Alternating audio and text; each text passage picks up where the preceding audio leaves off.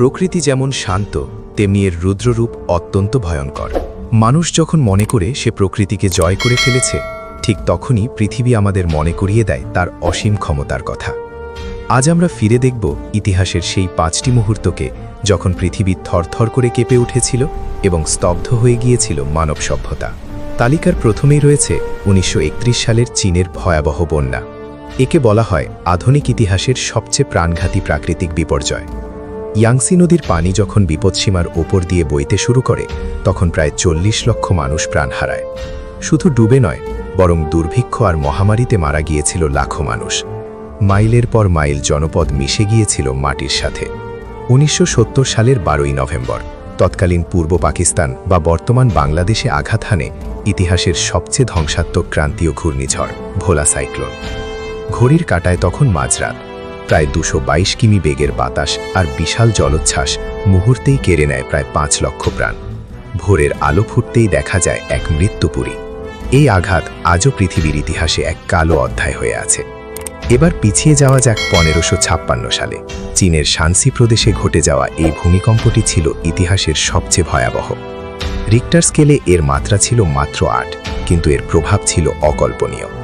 সেই সময়ে ওই এলাকার মানুষ গুহায় বসবাস করত, যা ভূমিকম্পের ফলে তাসের ঘরের মতো ভেঙে পড়ে।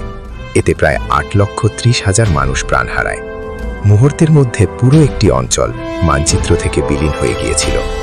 2004 সালের 26শে ডিসেম্বর, যখন সবাই বড়দিন উদযাপনে ব্যস্ত, ঠিক তখনই ভারত মহাসাগরের তলদেশে 9.1 মাত্রার এক দানবীয় ভূমিকম্প সৃষ্টি করে প্রলয়ঙ্কারী সুনামি।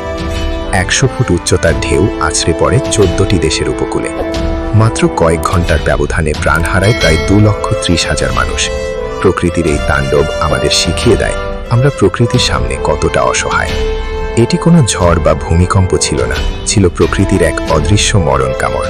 1347 থেকে 1351 সালের মধ্যে ইউরোপ এবং এশিয়ায় ছড়িয়ে পড়া এই প্লেগ বা ব্ল্যাক ডেথ পৃথিবীর জনসংখ্যার 1/3 নিশ্চিহ্ন করে দিয়েছিল।